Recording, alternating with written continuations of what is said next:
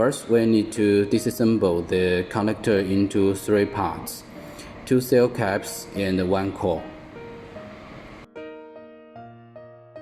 Then put the wire of strip through 1 cell cap.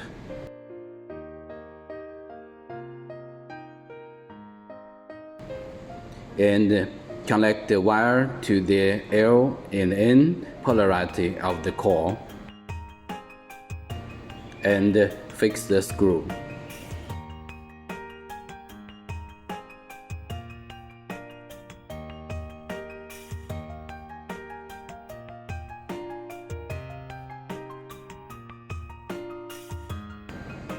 Then connect another wire in the same way.